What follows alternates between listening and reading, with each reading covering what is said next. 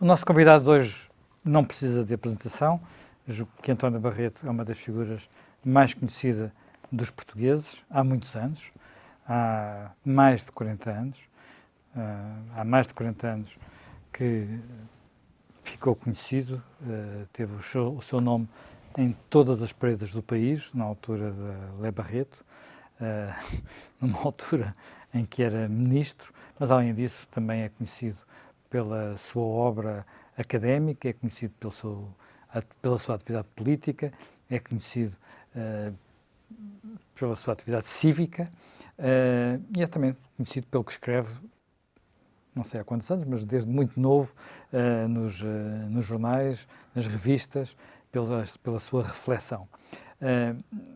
Agora acaba de publicar mais um livro que recolhe alguns textos revistos e também tem textos inéditos sobre Salazar, Cunhal, Soares. É esse o ponto de partida para mais esta conversa. António Barreto, seja bem-vindo a este programa. É um prazer. É um prazer. Vamos precisamente começar aqui por este Salazar, Cunhal, Soares.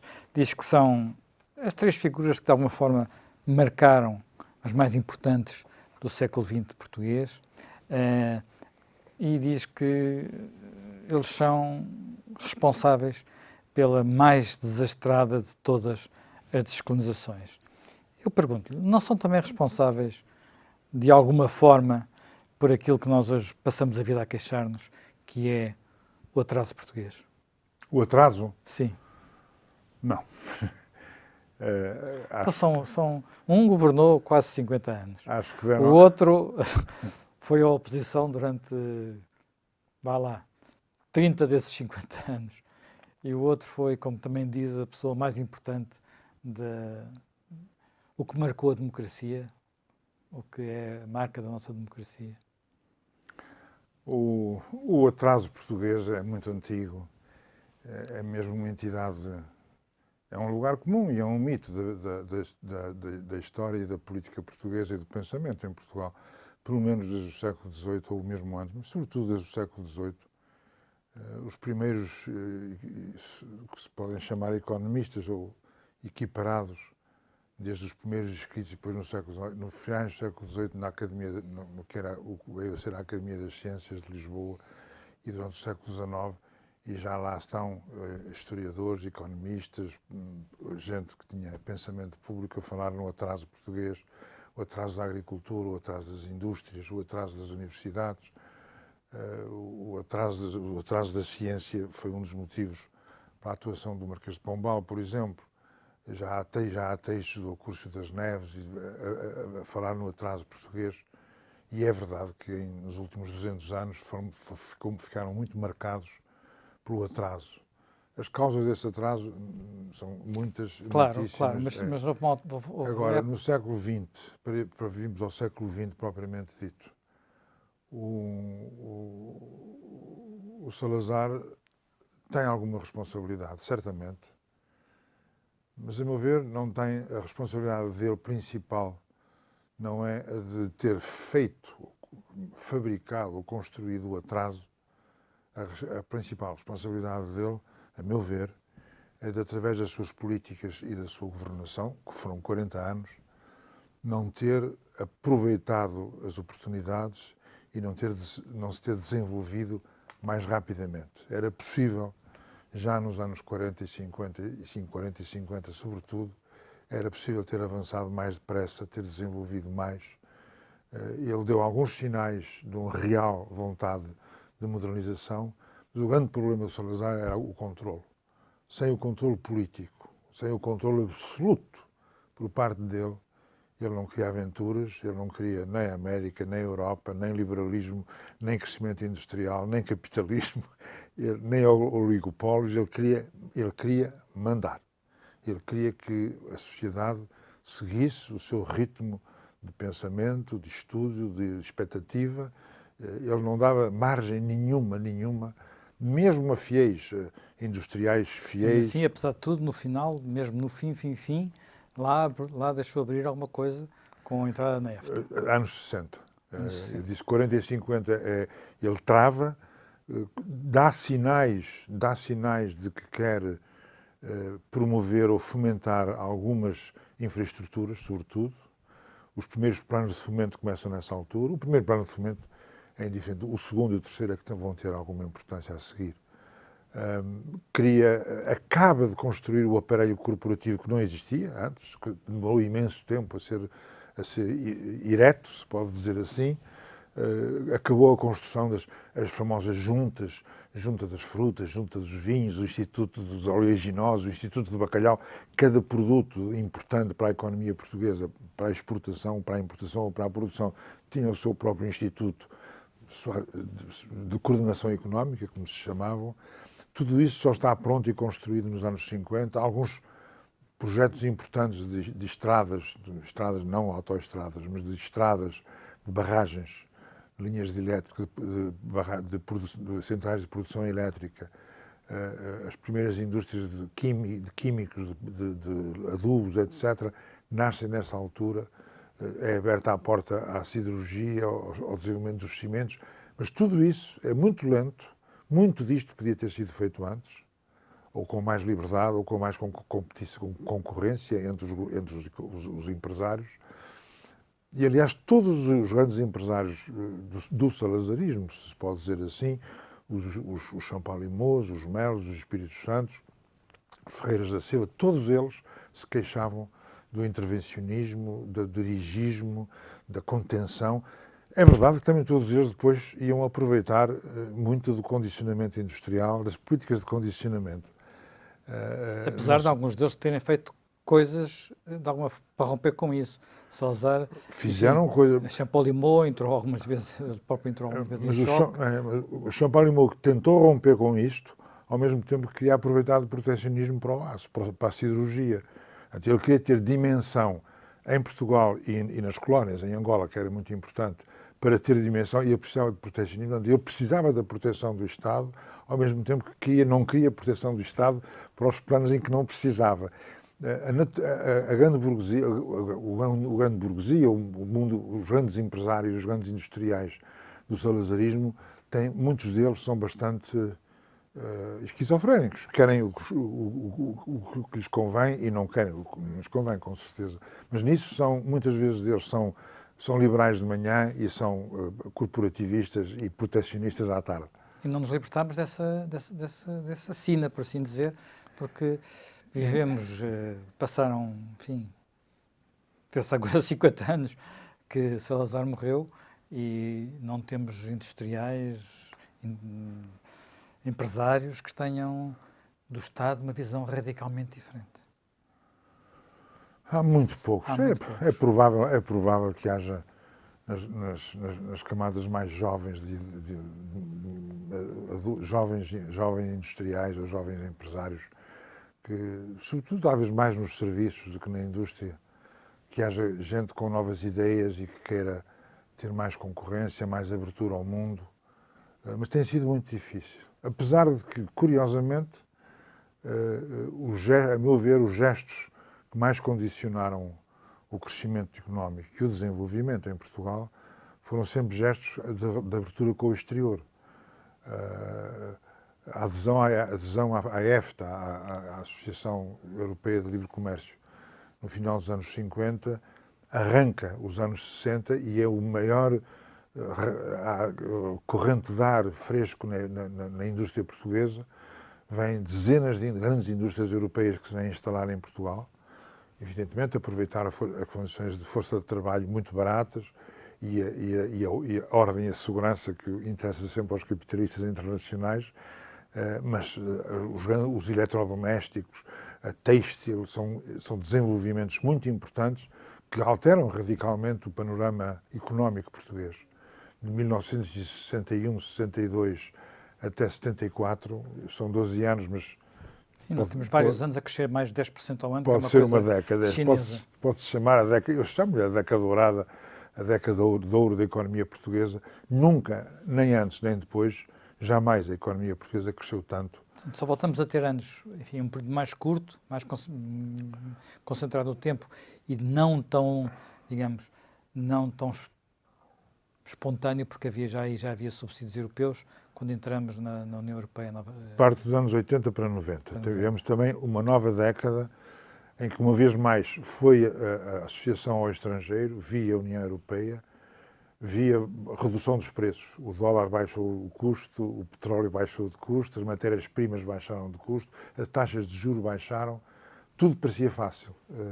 E é a década da reprivatização da economia portuguesa, e que é o segundo período do desenvolvimento em Portugal, em todo o século XX até hoje. Há dois períodos de real crescimento e desenvolvimento, que é a década de 60, em associação com a EFTA, e em separação das colónias. Curioso, porque não houve, certamente, com o ferro, o primeiro petróleo, ainda o café, com certeza, houve algum aproveitamento da exploração ultramarina, nomeadamente em Angola.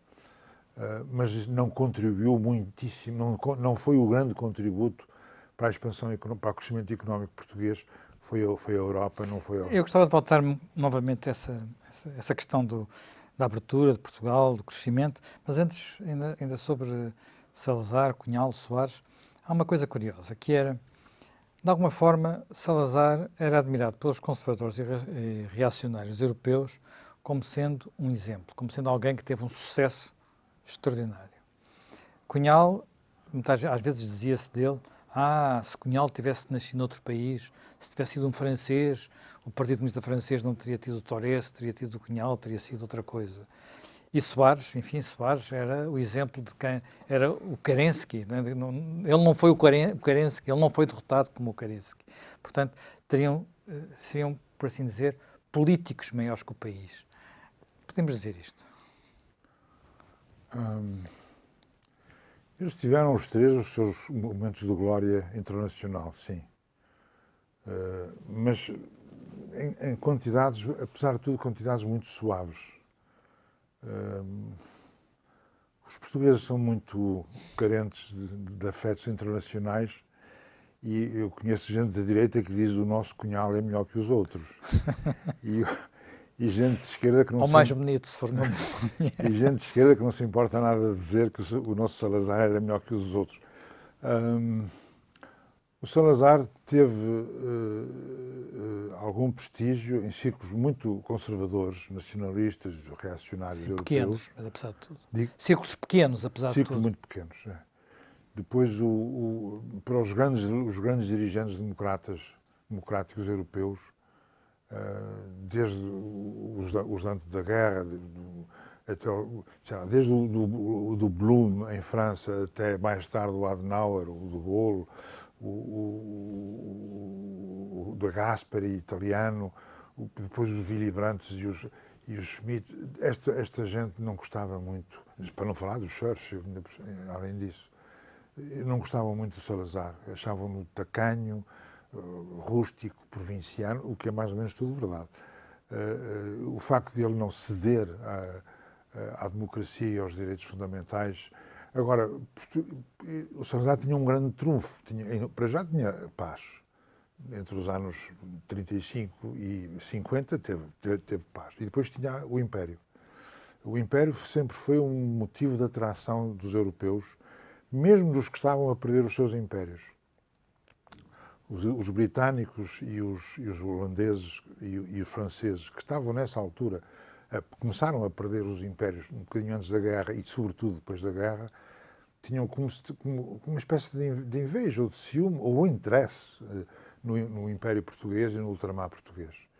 Foi muito tarde, e com o eterno exemplo da Suécia, foi muito tarde que os países europeus começaram, já estávamos muito adiantados na guerra em África, quando alguns países europeus começaram a interrogar-se sobre se deviam ou não vender armamentos a Portugal. A França forneceu, em democracia, mais à esquerda, mais à direita, a França forneceu grande parte dos armamentos, os famosos alouetes e os helicópteros, a Itália fornecia a aviação e fornecia armamentos, a Alemanha fornecia, ou fabricava caças turbulicenses.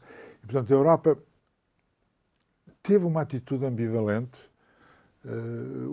Os Açores e a Madeira interessaram, sobretudo os Açores, interessavam muito ao conjunto europeu e atlântico. Os Estados Unidos tinham interesse, mas não excessivo, porque os Estados Unidos estavam interessadíssimos em substituir Portugal em África, nomeadamente, que foi sempre uma grande fantasia, não, mais do que isso, americana, que é substituir os impérios europeus, substituir na América Latina, em África e na Ásia, substituir os franceses e os ingleses, o que muitas vezes conseguiram por outros meios. Apoiavam as independências e depois Tentar ter estados clientes. tentavam economicamente entrar. E, por exemplo, no tempo do Kennedy, em 62, o Kennedy morreu 1 ou 2 anos depois de começar a guerra, o Kennedy foi muito difícil e contrariou Sim, o Kennedy foi um grande a política portuguesa em África e não é que o Kennedy fosse somente esquerda, simplesmente eles não lhes interessava apoiar a África ou apoiar Salazar por causa da África. Mas repare, agora do outro lado, na fundação da EFTA, em 59, Portugal é um dos fundadores. E a Espanha não. Na NATO, Portugal é um dos fundadores da NATO. A NATO é o clube das democracias vencedoras da guerra. Mas aí havia várias questões que vinham de trás, não é? Digamos, há uma marca no franco que é muito mais... Não, eu sei porquê, mas isso confirma o que eu estou... A simpatia europeia por Portugal e por Salazar, ou a menor antipatia, contrastava com uma grande antipatia com a... Nós esquecemos que em 1960 ainda havia um governo... O franquismo tinha também uma brutalidade, ainda havia uma brutalidade muito maior. Em 60 ainda havia um governo republicano no exílio, que funcionava entre França e o México, ainda havia uns ministros que achavam que tinham um governo legítimo. Mas, por exemplo, passando agora de Salazar para Cunhal, uma das coisas que às vezes pode parecer paradoxal, que Cunhal, mantendo a sua ortodoxia, era como se fosse uma espécie de último fóssil, último guardião do templo. Mas o que é paradoxo, que para muitas pessoas dizia, bem, os líderes que se foram adaptando ao seu tempo conduziram os seus partidos, na Itália, em França, em Espanha, à destruição, porque na prática os partidos comunistas desapareceram. O líder que se manteve ortodoxo, que guardou, por assim dizer, as trincheiras, que ficou dentro das suas trincheiras, o partido foi minguando, mas manteve-se. A ortodoxia paga? É o único caso, e devo dizer que, para mim, pessoalmente, ainda é certamente, ou não digo um mistério, mas é uma entidade difícil de compreender. O partido mais fossilizado, como você diz, o partido mais austero, mais reacionário, mais conservador, mais obstinado na doutrina e nos princípios proclamados. Não na tática, porque na tática... É o partido que mais resiste e que hoje tem 6% dos votos. Não é uma quantidade considerável, é mesmo pequeníssimo. No mundo atual, é um pequeníssimo score eleitoral. Já está nas sondagens abaixo do Bloco, nas sondagens e nas eleições. Portanto, o que o Partido Comunista tem ainda é uma influência excessiva, desproporcionada com a sua força eleitoral, a sua força política. O que durante o 25 de Abril foi visível. Tem sindicatos e tem câmaras, tem autarquias. E tem intelectuais e artistas. Isso cada vez menos. E políticos. Agora, cada vez menos, porque as gerações estão a dar cabo disso. Até há muito pouco tempo, ainda era o PC que fazia o gosto literário em Portugal, o gosto artístico, criava as reputações ou destruía reputações no cinema, na música, na pintura, no que quer que seja. Foi quase a melhor produção de Álvaro Cunhal, que deu um contributo pessoal para isso tudo. Isto era algo que ele não era estranho, não era só o partido. O Álvaro Cunhal tem uma produção literária, crítica, jornalística, artística importante desde os anos 40.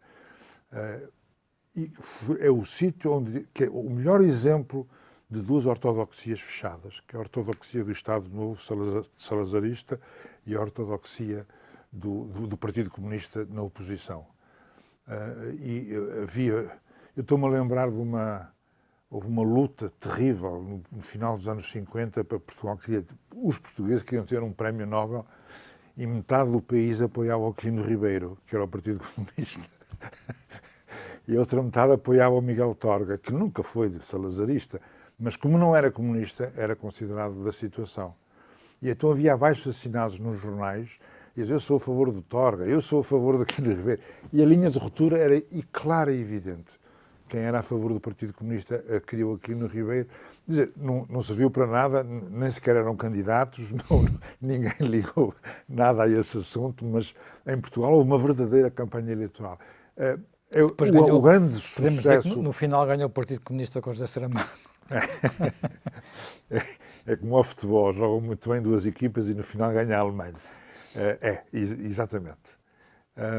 Mas eu creio que é dos raros casos onde, já em democracia, ainda houve durante bastantes anos as réstias desta espécie de dupla ortodoxia de direita, nacionalista, patriota, que depois se juntou à democracia com o 25 de Abril e a ortodoxia comunista. Bem, antes de acabarmos a primeira parte, espero que... Enfim, é uma pergunta, não sei se cabe aqui, mas... Deixa-me só dizer, Zé Manuel, o Cunhal, ao contrário do Soares, do Salazar, que não se sentava na mesa europeia, nenhuma delas, o Salazar nem lá ia, nem eles vinham cá, ou muito pouco ou nada. O Cunhal tinha um lugar importante, a partir de certo momento, passou a ter um lugar importante em Moscou, no Comintern, nas organizações internacionais e até nos convidados de honra. Isto no mundo comunista mede-se com centímetros. Quantos centímetros separam o chefe do número 2, do número 2 do número 3? Não há confinamento, mas há distâncias significativas. E o Cunhal, a partir de um certo momento, é protegido por um famoso Ponomarev, que é um dos grandes pensadores últimos do Partido Comunista Soviético. Os êxitos, ou os quase êxitos do Cunhal em Portugal e nas colónias são reconhecidos em Moscovo. O Cunhal é uma espécie de cardeal, se quiser. Ele está lá não é só um serventuário, que foi durante muito tempo. O Cunhal, nos primeiros anos, servia aos interesses do Comintern, ponto final. Um dos piores momentos do Cunhal é o apoio descarado, desbragado à invasão da Tchecoslováquia. Sim, um dos momentos mais... 15 dias antes, ou 10 dias antes, o Cunhal era favorável, dizia que era favorável à experiência tchecoslovaca, à nova liberdade que estava a nascer, o novo socialismo que estava a crescer, desbragado. Em 10 dias mudou de opinião e foi o primeiro partido europeu a apoiar descaradamente a intervenção e a ser quase mais intervencionista que os soviéticos. Internacionalmente há uma diferença. O Soares é diferente deles todos. O Cunhal e o Salazar são de outro género, de outra espécie. O Soares, como é um plebeu e como é um homem de prazeres e de discussão permanente, há de reparar que o Soares o que mais gostava na vida era ter um bom debate na televisão, em público, nas sessões públicas, onde quer que seja, no Parlamento. Os outros dois, tudo menos isso. Eu, enfim, gostava de ter posto esta questão, mas antes ainda, porque nem é sobre o tema, eu vou pegar numa frase do seu livro, que eu achei muito engraçado, sobre a forma como os portugueses se relacionaram com estas três figuras. Ele diz que elas são muito diferentes, mas diz que eles de alguma forma aceitaram, desejaram, votaram, aguentaram ou toleraram Salazar, Cunhal, Soares. Quer dizer que os portugueses ou são volúveis, ou são tolerantes, ou são qualquer coisa. Há isto fez-me lembrar uma famosa ovação a Marcelo Caetano, no estado de Alvalade, poucos dias antes do 25 de Abril, isto é, poucos dias antes de, provavelmente, aquela gente toda, a maior parte daquela gente, ter-se mudado daquele estádio para o estádio 1º de Maio, para celebrar, precisamente, Mário Soares e Álvaro Cunhal, que haviam de estar juntos nesse estádio. O que é que isto nos diz sobre os portugueses? A mim não me diz que os portugueses são volúveis e que não têm caráter, não concluo nada disso, porque eu creio que noutros países não é muito diferente. O que eu quero dizer é que não, é o contrário. Não há um caráter nacional português favorável à autoridade, ou favorável ao caos, ou favorável ao prazer, ou favorável ao frugal, favorável à autoridade, à frugalidade da autoritária burocrática. Não há. Os portugueses vão votando, tolerando, muitas vezes com bons sentimentos, outras vezes com maus sentimentos, ou com impotência, ou com fraqueza. Eu sei que não é de bom tom dizer, mas como é evidente, os portugueses toleraram o Salazar durante 40 anos. Ou, se quiser dizer de outra maneira, não tiveram força, nem vontade, nem força, nem meios para derrubar o Salazar. E há povos que derrubam os seus líderes, os seus dirigentes, através de qualquer que seja o meio. Sim, ele acabou por ser derrubado por um golpe militar, não é? O Salazar não. Sim, não o Salazar, exatamente. Não o Salazar. Acabou por ser derrubado o herdeiro do Salazar. Isso foi derrubado por um golpe militar, não foi por não foi a insurreição começou depois. Não é a insurreição, mas o levantamento. Na melhor teoria de Cunhal, o Cunhal, 10 anos antes, diz em Portugal poderá acontecer qualquer coisa que, começando nos militares ou no governo, possa acabar num levantamento nacional. E a teoria do levantamento nacional, ele funda, dá-lhe a autoria ainda nos anos 60, muito longe do 74. E se você quiser ver, os portugueses elegeram principescamente o Dr. Mário Soares, Presidente da República, mas também o Dr. Cavaco Silva e também o General Ramalhianos. Não há personalidades mais diferentes do que estas. Entre a frugalidade, a autoridade, o encanto, o plebeísmo, o quase-autoritarismo. São pessoas muito diferentes, qualquer delas com altíssimos scores, sobretudo à segunda volta, altíssimos scores eleitorais, e foi o mesmo povo que os elegeu. Há uma diferença com o Cunhal em relação ao Salazar. O Salazar não temos medida, nunca houve eleições, não há medida. Mas a única medida é os 40 anos. Não é justo dizer que o povo o aceitou, mas o povo tolerou, que é diferente. Isto tem de ser dito. As pessoas pensam sempre, ai, que horror. Não, foi verdade. Também não se pode dizer, enfim, também o que eu vou dizer não teve força. Não teve força e também não se pode dizer que fosse um regime de medo, em que as pessoas aceitassem não, apenas porque tinham medo. Medo era. Havia medo. Eu lembro-me. Sim, está bem. Havia medo no sentido, havia receio, havia... Isto é medo, não é? Isto é receio, Não, enfim, não havia medo no sentido em que havia medo num regime como enfim, já não falo como havia nos regimes totalitários, em que nós tínhamos medo, nada, realmente, não era nada disso. Havia... Eu já não sei quem foi que disse, um deles foi o Manuel Lucena, que fala de ditadura minuciosa, ditadura jurídica meticulosa, era o que era. Que se pode medir pelo o número de presos, de mortos, de torturados, etc., comparado com os piores, até com o Franco. Sim. A ferocidade do regime de Franco não é comparável com a ferocidade do regime português, até porque o Franco sai de uma guerra civil, já excluindo a guerra civil, o que vem depois, não há comparação. E a Itália, a Alemanha, a União Soviética são regimes cuja ferocidade, dureza e aspereza não são comparáveis com o regime português.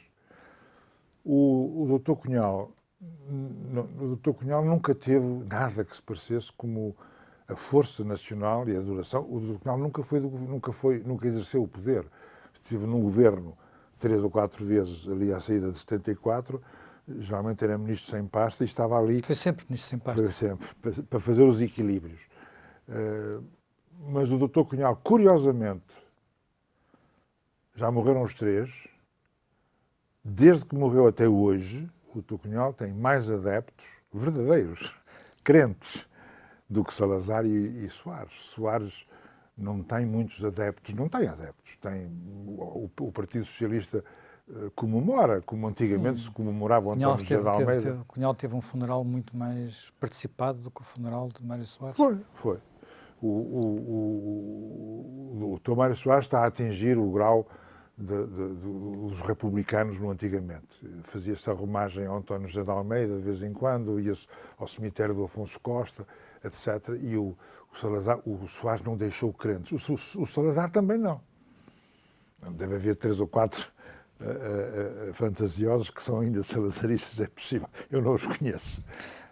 O Cunhal tem um grupo humano, uma comunidade de crentes que festejam um deles, o chefe deles, o santo, o sacerdote, o cardeal, que festejam os aniversários, que têm as obras completas, que continuam a citar, e isto é interessante, isto é um fenómeno depois do domínio do totalitarismo doutrinário, da crença religiosa ou política, se quiser, mas é interessante. O que teve menos poder político ou menos exercício real do poder político foi o que guardou mais crentes.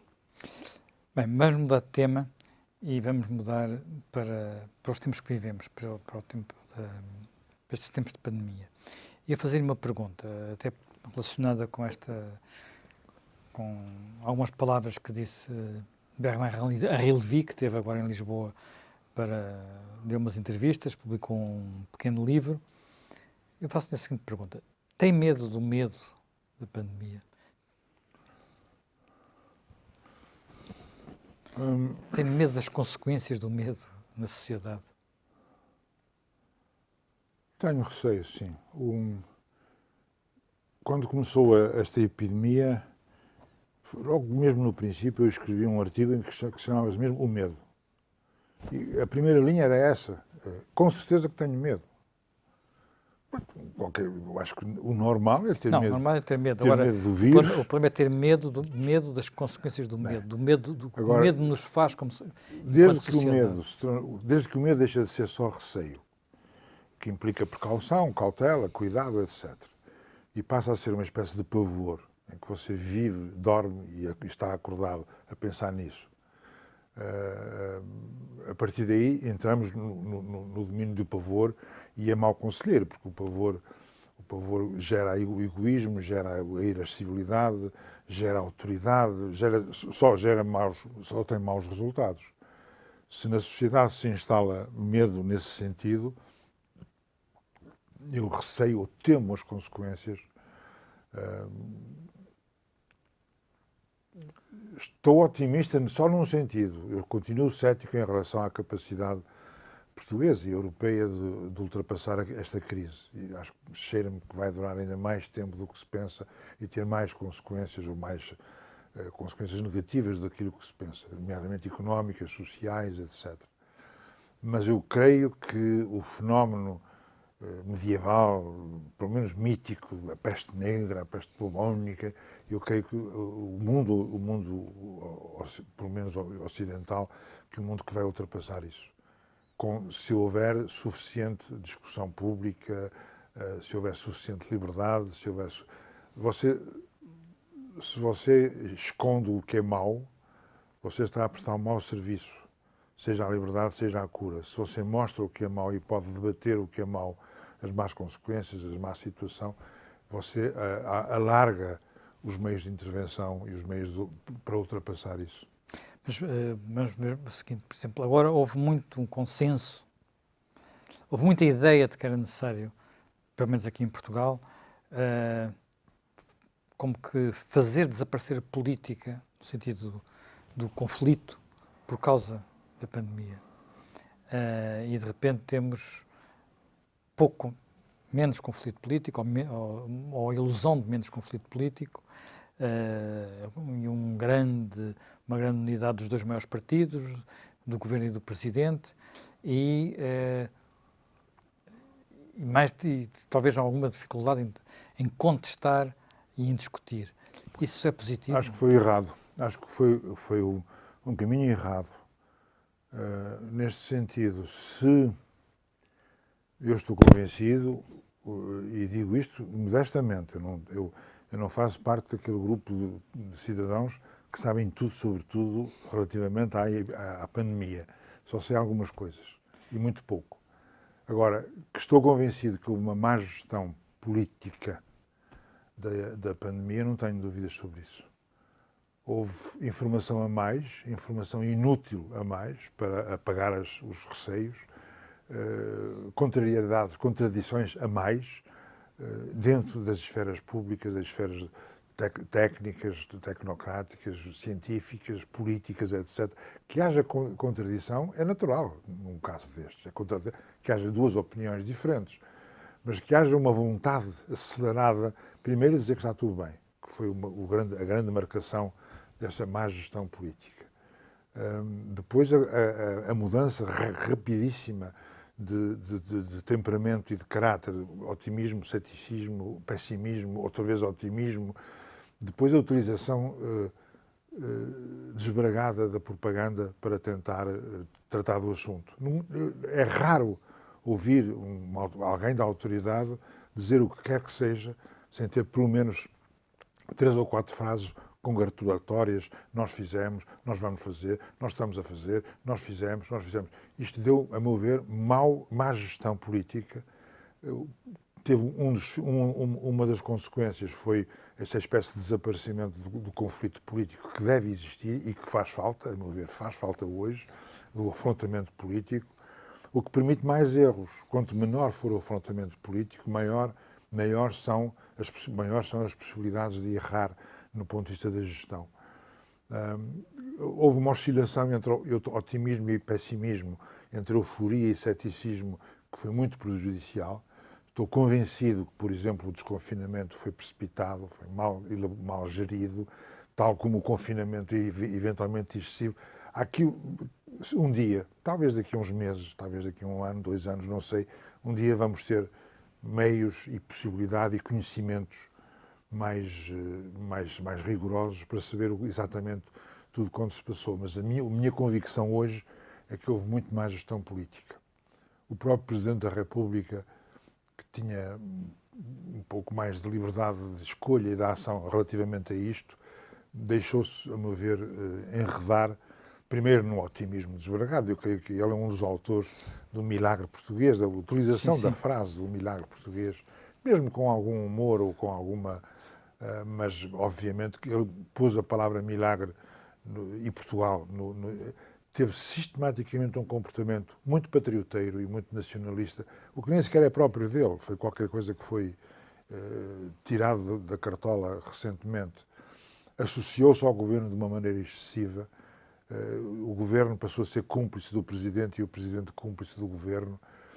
Os partidos da oposição ficaram com medo que se dissesse: estão as pessoas a morrer e vocês com ideias próprias.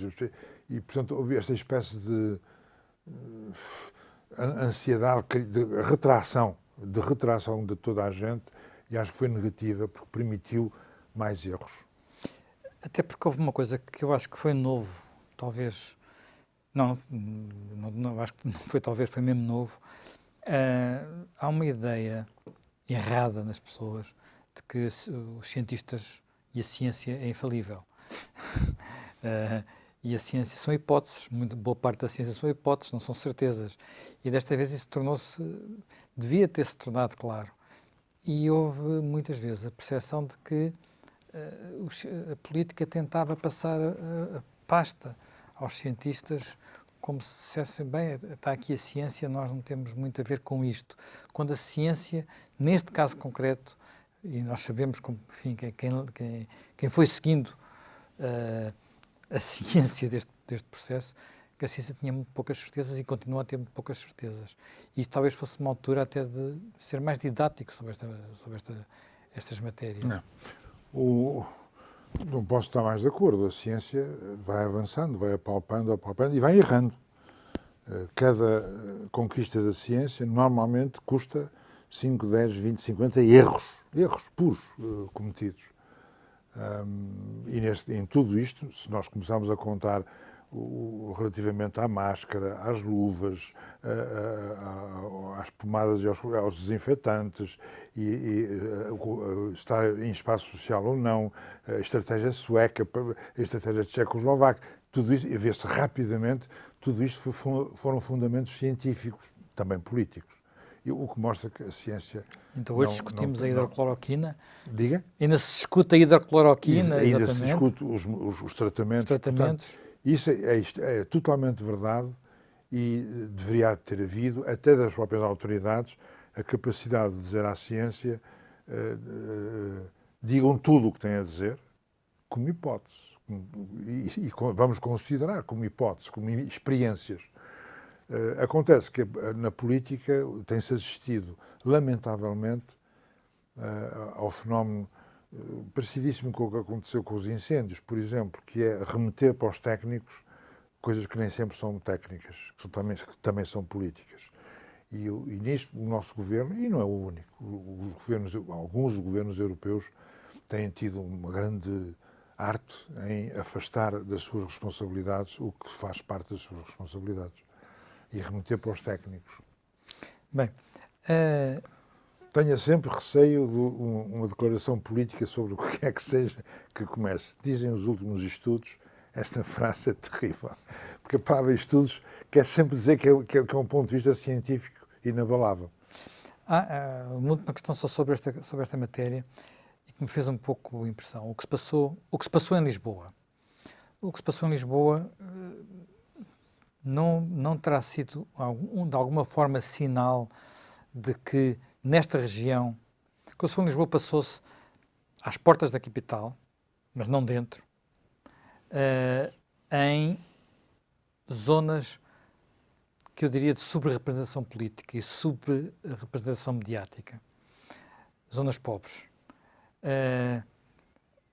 Não há aqui um problema, às vezes, do chamado, tal como se passa muitas vezes no interior do país, do chamado Portugal que não é visível para os meios de informação e para o Portugal político e que só damos por ele quando ele já está mesmo a arrebentar-nos à porta, a arrebentar as listas dos hospitais, como aconteceu já só quando 2 hospitais que não eram do centro da cidade, o de Loures e o de Amadora, já não tinham mais lugares mesmo para acolher as pessoas, é que finalmente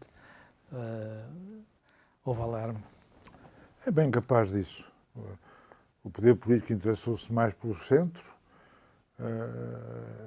a informação, a comunicação social, a informação interessou-se mais porque estava mais dentro de si, mais ao alcance da mão, o que era mais visível. Concordo com o que você diz. Agora, eu não duvido, não aceito, mas ninguém duvida que, como tantos outros fenómenos, a doença bate mais nos pobres. Os pobres têm menos meios, e não é só ter menos meios e menos dinheiro, há menos hospitais, há menos telefones, há menos enfermeiros, há menos comunicação rápida, há menos meios andar em meios de transporte sobrelotados ou com muita gente e poucos cuidados é sempre diferente de andar em carro fechado ou poder ficar em casa não está ao alcance de toda a gente. Há uma parte da sociedade que tem muito mais facilmente a possibilidade de ficar em casa, tratar dos filhos, tratar de si, até ter quem sirva, do que os outros. Portanto, eu nisto estranhei que os resultados negativos em Lisboa começassem tão mais tarde relativamente ao norte e que o desconfinamento negativo também fosse muito mais forte na zona de Lisboa relativamente ao norte. Porque o norte, talvez no norte não haja a subúrbia de Lisboa tão importante como em Lisboa em quantidade e em desconforto. Em Lisboa é maior, tem mais desconfortável, tem piores condições de transporte e de vida, e de comércio e de trabalho. Há de reparar que muitos dos casos que apareceram de repente, bruscamente, de alarme, foi em centros industriais ou em centros de juntamento de pessoas a trabalhar em empresas ou em bairros sociais de baixa qualidade. É sempre nesses meios É a desigualdade social, aparece logo, não é algo que se possa esconder nestas circunstâncias. Desse ponto de vista, não houve o cuidado suficiente. Ou houve. A educação, por exemplo, não foi destratada neste processo. Eu acho que foi do pior, não do ponto de vista da saúde, do ponto de vista sanitário. A Serviço de Saúde é outra coisa. Eu tenho poucos meios para perceber o que se passou exatamente. Não conheço o suficiente. Mas o que se passou na saúde parece-me foi uma zona de desastre mesmo. Na educação, quer dizer. Diga? Na educação. Na educação, perdão. Na educação foi uma zona de desastre. Mudanças de orientação, mudança de atitude, mudança...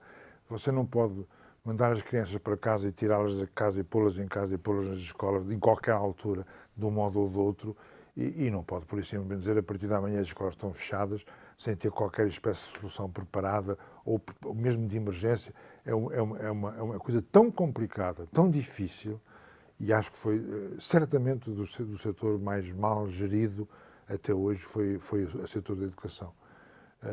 O que é que vai acontecer a esta geração? Mais uma vez vai bater forte a desigualdade, porque quem tem meios, ou para explicações, ou para estudar, ou para acompanhar, ou para estar em casa a trabalhar, vai sair-se melhor do que quem não tem nenhum desses meios, e que é um ano perdido, e um ano perdido eu acho que vai fazer falta, não é simplesmente um ano de festa como foi do 25 de Abril, que toda a gente perdeu o ano e fomos em frente. Não, este ano vai fazer falta, vai criar dificuldades para o ano que vem, o ano que vem vai ter dificuldades de retoma, e acho que foi talvez dos piores setores, até agora é dos piores setores, mais mal geridos e mais mal acompanhados. O futuro. Imagino já tinha lido o plano Costa e Silva. Sim.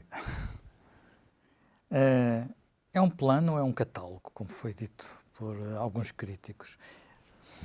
Eu já disse que para mim, já disse que é um catálogo muito completo, aqui e acolá com marca de autor, e o autor repito, um homem excepcionalmente capaz, informado e inteligente, que se colocou numa situação muito difícil de fazer um plano de fora para um governo que está ao lado. O governo vai sempre poder acatar ou descartar este plano conforme lhe apetecer. Este plano não é um plano, uma vez mais, esta inspiração. Aliás, tornou-se mais catálogo entre a versão As preliminar grandes e a versão final. perguntas é quem é que faz isto? Não se sabe. Quem é que paga? Não se sabe. Bem, em princípio, diz que vai ser pago pela... O dinheiro da Europa é que, primeiro o dinheiro da Europa não vem de graça, como é sabido, nem vem de borla, nem vem sem regras. Vem com tudo isso e com controle e fiscalização. Depois, a minha convicção é cada vez mais, e pessoas que sabem mais do que eu confirmam, que o dobro ainda não chega. O dobro dos recursos para os próximos anos, são 10 anos, o dobro destes recursos para poder relançar a economia, relançar a indústria, relançar o comércio, os serviços e o turismo, etc. O que vem é bom, mas é pouco, ainda muito pouco. E, portanto, o plano tem que contar isso.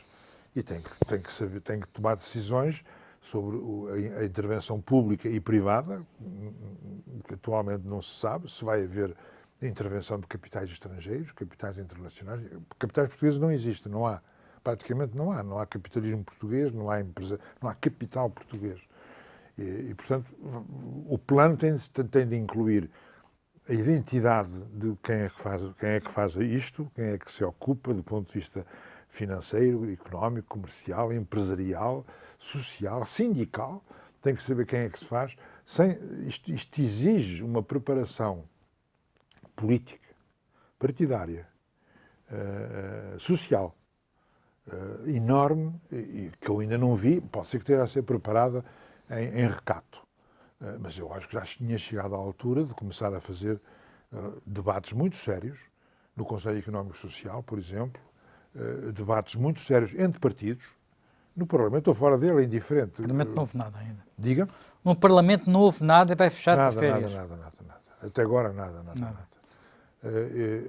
Qualquer coisa parecida com o Pacto MFA Partidos, o Pacto de Moncloa, os pactos, uns implícitos, outros explícitos, no fim da Segunda Guerra Mundial, qualquer destas entidades pode ser inspiradora. Eu não digo para fazer igual. E não é necessariamente o Bloco Central, o Caldeirão, não venham com essas coisas. Que é necessário ter meios políticos e meios sociais e meios financeiros e económicos, nacionais e internacionais, muito superiores ao que aquilo se diz, e se não tenho dúvidas sobre isso. O catálogo Costa Silva é um excelente catálogo, está lá tudo. Você de repente diz, mas eu queria, não sei o quê, as terras raras, está lá as terras raras, o alumínio, o lítio, está lá, a indústria de conserva alimentar. E as prioridades? Digo? Mas as prioridades não estão. As prioridades não estão. O que é que caracteriza um plano? É ter prioridades, ter um calendário, o que é que se faz em 5 anos, em 10, em 15, em 20, quem é que faz, quem é que contribui, os meios, a definição dos meios adequados aos fins, isso tudo. Também não lhe competia. Então, se também lhe pedissem isto, então era melhor mudar de primeiro-ministro e mudar os ministros todos e apunhalar a equipa dele. Agora, do ponto de vista estritamente pessoal, cria-se uma situação difícil entre este senhor e o plano e o projeto e o catálogo dele, e do outro lado o governo, os ministros e os seus planos. O que eu peço a um bom ministro é que ele tenha planos para os próximos 10 anos. O que o primeiro-ministro está a pedir aos ministros até agora é que eles tenham planos para os próximos 15 dias, ou 6 meses, ou coisa assim.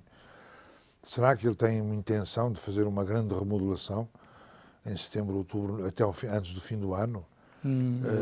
É possível. Bem, penso que a remodelação está mais à espera das autárquicas, que é o que vem nos livros. Está mais à espera das autárquicas. Então, é o que vem nos livros, diz que as remodelações fazem-se depois das autárquicas. É o que dizem os manuais. É possível. Mas isso é possível, tudo isso é possível e acho natural. Faz parte do jogo democrático, não vamos aqui ser nem virtuosos, não vamos ser virtuosos. Faz parte do jogo democrático este género de cálculos e de passos dados antes das eleições, antes das autárquicas, depois das presidenciais, antes do que isso faz parte. Agora, as necessidades, a urgência atual é tão grave e tão séria que, para além da coreografia eleitoral ou pós-eleitoral, além disso, deveria merecer uma atenção excepcional de concertação, de entendimento. Não é entendimento nacional, não vamos voltar a falar disso. Cada vez que em Portugal se diz que era necessário concertar alguns esforços, a resposta é sempre a mesma. Tu queres a União Nacional, tu queres o Pacto Nacional, tu queres o Caldeirão Central, o Bloco. Eu não sei o que quero, eu não quero nada de particular. Eu sei que há países, a Itália, a Alemanha, o melhor exemplo de todos, mas também os países do Norte, escandinavos e outros, nos momentos graves e difíceis, fizeram o que tinham a fazer do ponto de vista dos meios e dos instrumentos políticos, económicos, sociais, fizeram os acordos necessários para poder dar conta do recado. Cá em Portugal continua a pensar-se que não. Por exemplo, continua a pensar-se que a política ideal é a política de polarização esquerda-direita, que eu acho um erro crasso. Se o primeiro-ministro, se o governo atual, o Partido Socialista, insistem daqui para a frente na política de polarização pura e simples, esquerda para um lado, direita para o outro, e vamos aceitar nisto, e vamos refazer o bloco de esquerda, o que quer que seja, estão a errar, mas monumentalmente. Portanto, aquilo que foi o apelo do último debate do Estado da Nação, a ir para a frente, é um erro monumental. Ou é um erro monumental, ou é apenas ou para disfarçar. pura coreografia estratégica para fazer o contrário. Dizia-se que quem fazia isso, que era o professor Marcelo Caetano, que piscava à esquerda e virava à direita. Era o que se contava na altura. Sim. Eu não estava cá. Mas se o que ele está a fazer, eu ponho essa hipótese muito séria. Obrigar a esquerda a dizer-lhe que não, para ele dizer não tenho outro remédio senão ir para a direita. É possível. Mas independentemente disso, independentemente do acordo político, há algo que também faz alguma impressão, que é, quando vejo as pessoas a discutir, quando olho para aqueles debates, para aqueles fóruns, para estes especialistas que são chamados, praticamente não encontro ninguém com menos de 40 anos. E pergunto, onde é que está a geração mais bem preparada de sempre? quando foi para o governo, o António Barreto tinha 34 anos e não era sequer o membro mais novo do governo. Eu fui ver. 33. Ou 33, se calhar ainda. Enfim. E não era o mais novo. Penso que havia pelo menos... Não, o Jaime Gama não estava no governo na altura. Foi uns anos depois, sim. Não, no meu governo havia três ou quatro jovenzinhos, imberbes. Mas eram secretários de Estado. Era o Mário Cardia, era o Medeiros Ferreira, eu próprio. Tínhamos 32 anos, 33 anos. 33 anos. O que aconteceu às pessoas com menos de 40 anos? Porquê é que nós não conseguimos que elas, neste momento, participem na vida pública? O que é que está a acontecer para, numa altura destas, algo que vai ter a ver com a vida delas? Não, isso é das coisas mais graves que está a passar em Portugal. É que o que tem sido feito para atrair as gerações novas ou é tentar comprá-las com facilidades e dinheiros e coisas, ou levá-las para as jotas, para as juventudes partidárias, ou arranjar-lhes atividades que sirvam aos partidos e que sirvam o marketing político, promocional. Isto diz respeito a muito pouca gente, são umas tantas centenas ou milhares de jovens que estão a ser chamados para vir dar cor à política. Mas é só isto. O essencial das jovens gerações não estão cá, não se interessam sequer. Mas não falam na política, porque também não se encontra, é muito difícil encontrá-los nas empresas, é difícil encontrá-los em lugares de destaque na academia, é difícil encontrá-los, é difícil ver onde é que eles estão a romper. Porque eles podiam aparecer, a não ser, enfim, nas startups. Hein? Nas startups, que às vezes, enfim, eu penso que há muitas iniciativas artísticas, culturais, empresariais. É possível que haja muitas, mas eu concordo consigo que essa geração está invisível. Sim, concordo com isso. E entusiasma-se com muita rapidez. Olha, agora o racismo entusiasmou-se. Antes disso, a sexualidade e os géneros, e entusiasmou-se, e depois de repente desaparece outra vez. Mas, sinceramente, não sei o que se está a passar. É melhor dizer as coisas conforme deve ser. Mas estou atento ao deserto. Estou atento que há aí um deserto geracional que se criou no mundo político e no mundo também social, se quiser, ou artístico ou empresarial. Bem, saiu esta semana uma sondagem, aliás, saíram várias sondagens, e nas sondagens parece indicar que nós estamos provavelmente a assistir à primeira alteração de fundo no sistema político português.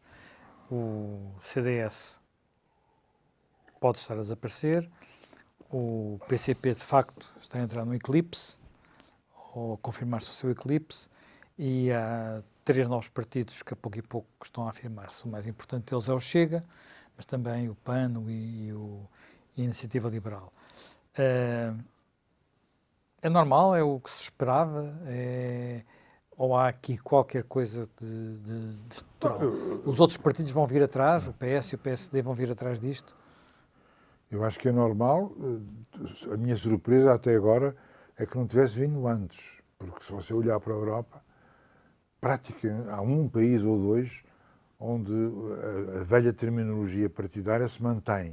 Ainda há um partido conservador, ainda há um partido trabalhista, mas não Sim, há... estamos a falar com sistemas políticos muito antigos, como o inglês. Na maior parte dos casos europeus, você hoje tem, em alguns casos ainda subsistem partidos antigos, o democrata cristão na Alemanha, por exemplo, mas já está rodeado de 3 ou 4 partidos novos, seja climáticos, seja ecológicos, seja de verdes, seja de extrema-direita, seja de nova esquerda, e você vê isto em Itália, em Espanha, em França. O presidente Macron é um bom produto disso. E eu sempre me surpreendeu, até hoje, a estagnação ou o caráter estático do sistema político português, que nos últimos 20 ou 30 anos conheceu a alteração do Bloco, que é a mais importante de todas, que aconteceu nestes 30 anos, E antes disso houve uma espécie de borbulha, o soluço, que foi o PRD e que depois também desapareceu. Estou convencido, os sinais atuais parecem-me indicar que estamos em vias de uma alteração mais funda. Agora, será que os dois grandes partidos, PS e PSD, aguentam e que as transformações são todas à volta, seja na direita, seja na esquerda? Ou será que também esses dois partidos vão ser envoltos no turbilhão? Isso não consigo dizer. Ambos parecem mais sólidos do que aquilo que se imagina. Parecem. Esses dois partidos ocuparam a vida política portuguesa durante 40 anos de uma maneira ímpar na Europa nestes anos todos. Agora, às vezes tem-se a impressão que esgotaram a vida política. E vai acontecer uma coisa também rara, que é, nós provavelmente, enfim, não é seguro, vamos ter a reeleição de um presidente que de alguma forma não representa nenhum desses dois partidos. Marcelo Rebelo de Sousa. Ou os dois. Ou representa os dois sem representar nenhum. O presidente Marcelo Rebelo de Sousa conseguiu a extraordinária façanha de ser eleito sem partidos. Sem partido. Fez uma campanha solitária, sozinho, e governou até agora, até há pouco tempo, sozinho e solitário. A partir do momento em que ele quis começar a preparar a reeleição... Mas apesar de tudo, outra vez ainda foi eleito com a base no seu velho partido. A sua base eleitoral ainda era o PSD. Tinha uma relação ali tensa com o seu PSD, mas ainda era a sua base eleitoral. Agora não tem nenhuma. Ou tem os dois ou não tem nenhuma. E eu creio que vai ter os dois, vai ter o apoio. O que significa, se ele tiver os dois partidos, significa que um terço de cada um não irá com ele. E se houver um bom candidato à direita ou um bom candidato à esquerda, se houver, ele corre o risco de não ter uma reeleição triunfal como ele gostaria de ter. O objetivo da reeleição é os famosos 70 e tal % do Dr. Mário Soares, que foi o máximo, não foi sim, até 70%, hoje. A volta de 70%. O Mário Soares, antigamente, em 91. não é o Dr. Mário Soares dos 18% ou 16% ou coisa assim. Mas isso, se vierem... A minha convicção é que o Marcelo Rebelo de Sousa está reeleito, não tenho praticamente dúvidas sobre isso. E acho muito bem, acho que ele merece ser reeleito e eu sou muito capaz de votar nele, ainda por cima. Agora, seria péssimo se não houvesse um bom concorrente, um bom candidato à esquerda, pelo menos um. Não sei se houver essa à direita, não interessa-me menos, mas que houvesse um candidato à altura. Ana Gomes? Na esquerda, pode ser. É uma hipótese. O Assis é outra hipótese. Mas tem que ser candidatos sérios, honestos, com programa, com fogo político, com energia, com entusiasmo político e disponíveis ao sacrifício político. Isto é, as chances eleitorais de um desses candidatos, mesmo dos melhores, são muito reduzidas, ou nulas, ou muito reduzidas. Eu estou convencido que são nulas, mas é uma candidatura que obriga a candidatura principal a alterar-se no seu projeto, no seu princípio, nos seus objetivos, e que é uma candidatura que tem futuro, a meu ver.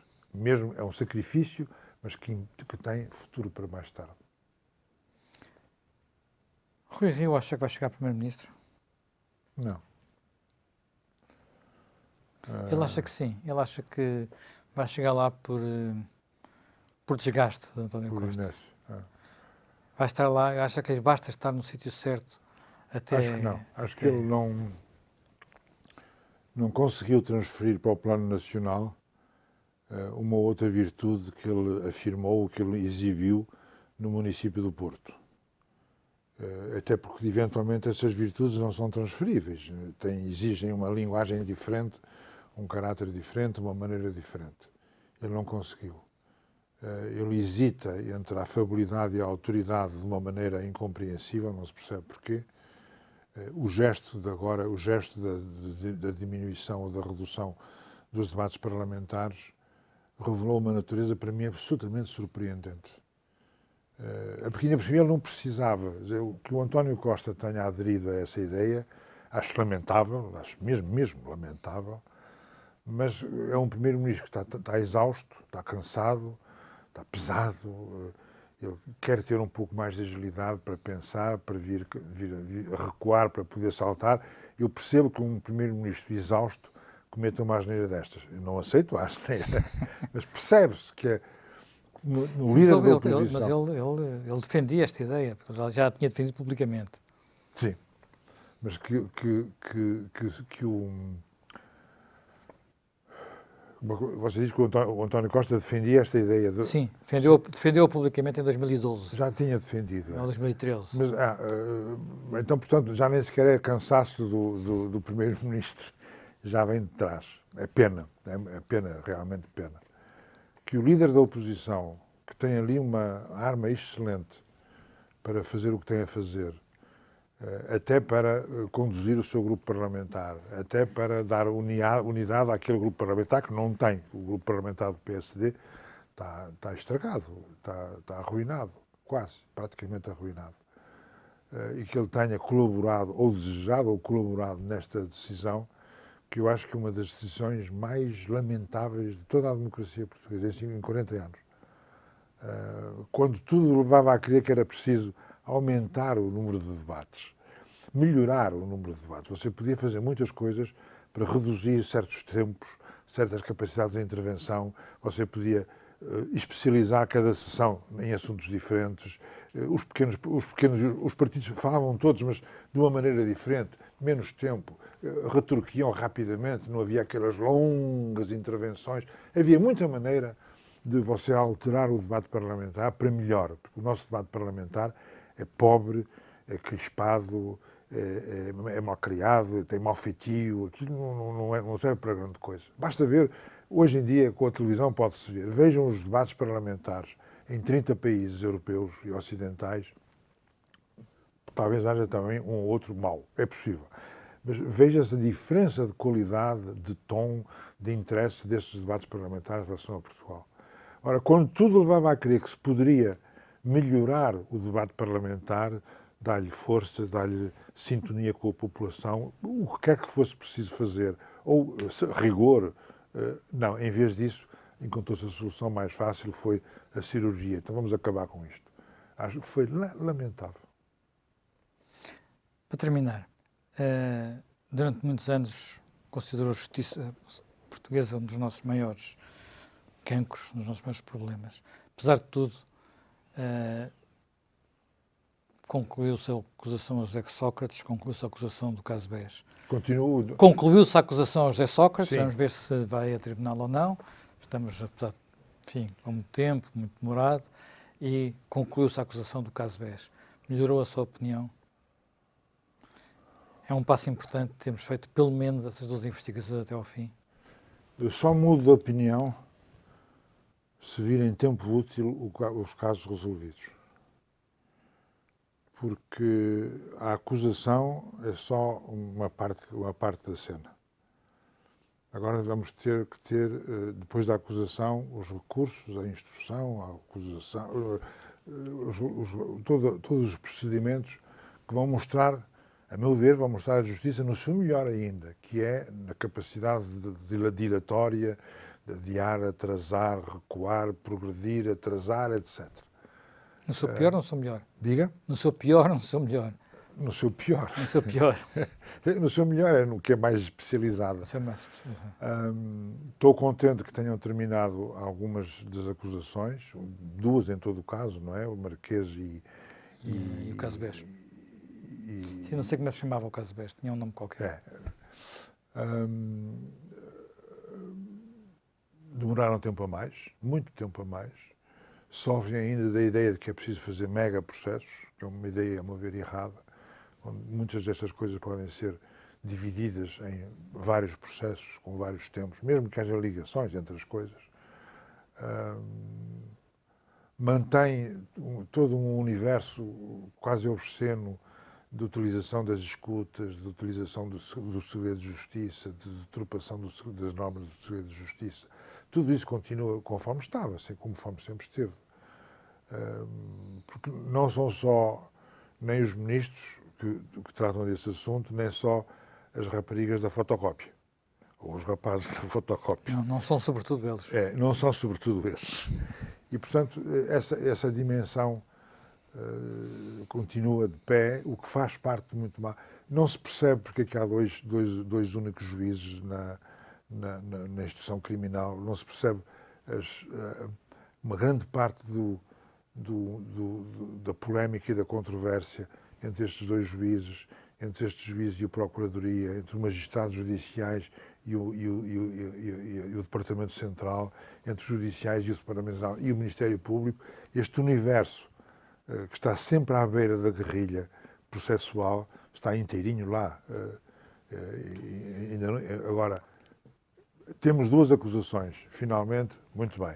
Mas eu o aplauso guardo para o fim da cena. Isto é só o primeiro ato. Muito obrigado, António Barreto, por ter vindo ao Sob Escuta. Obrigado, Manuel.